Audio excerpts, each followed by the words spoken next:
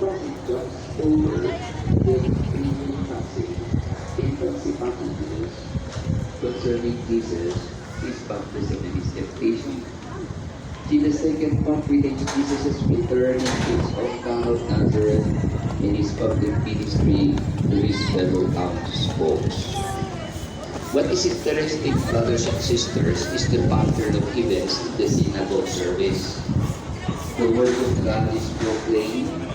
Jesus, the presider, explains how the passage relates to the people, and the people respond. See, the word of God, both in the Old and New Testaments, are God's revelation to the people of God as chosen to manifest the truth.